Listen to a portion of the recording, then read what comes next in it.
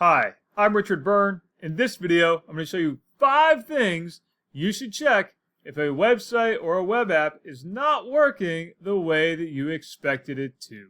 Let's go ahead and get started here with the first thing, which is to determine if the problem is with you or with the site. So an easy way to do that is to use a web service like Down for Everyone or Just Me to see if the website is actually having a problem or if it's on your end. Let's say we want to check one. Let's maybe check bookcreator.com, one of my favorite web tools.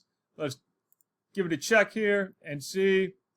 Nope, it's just me. So if it says that to me, I know that the problem is something on my computer and not something on their end.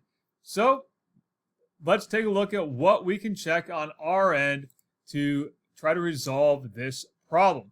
First of all, in Chrome, I'm going to go into my Chrome settings and I'm going to make sure that I have cookies enabled because sometimes websites don't work if we don't have our cookies enabled for them. You can do that right there at Chrome settings/content, and we'll scroll down and enable cookies. So we see under our privacy and security, we have cookies and other site data, and we can go in there and we can allow cookies, we can block all cookies, and we can of course clear everything and start over if we need to as well.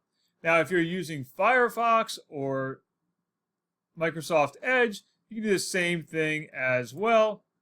Again, in Firefox, you're going to go into your settings. Now you can get to your settings from the right-hand menu and just select settings. And here I am in my privacy and security. And we can go in here and scroll through to make sure we have our cookies enabled or disabled as the case may be. Now the next thing to consider is, do you have pop-ups blocked or not? Because sometimes you need to have those pop-ups turned on in order to get the full functionality of a web tool. So make sure you have your pop-ups enabled for the website that you're trying to use. And again, you can do that in your Chrome settings, in your Firefox settings, or in your Microsoft Edge settings. Let's take a look at how to do those. So in Chrome, again, I'm in my Chrome settings. You can see the address right there. And let's go to Site Settings, and we'll see there's our location, camera, pop-ups, and more. And we can go down here, and we can take a look and see all the permissions that we are enabling right there. We see our pop-ups and redirects. In this case, I haven't blocked, but if I want to change them, right, I can go back. I can go into this menu here, and I can change my permissions for those pop-ups and redirects and turn them on if I want to.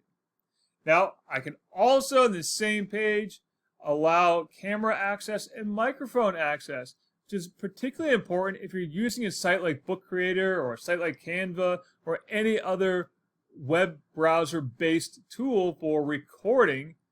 You're going to have to allow access to your camera and your microphone if you want to use those tools.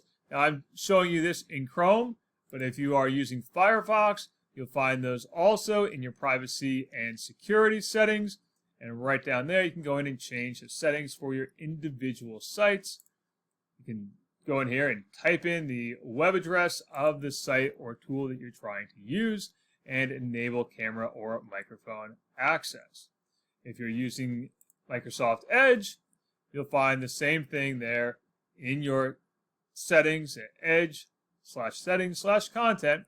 Go to cookies and site permissions, and down here you can see we have our camera and location settings.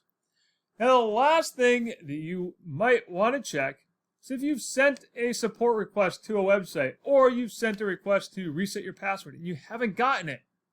Always check your spam folder just in case that it didn't go there. And last but not least, if nothing else works, you can always do the turn it off and turn it back on again trick.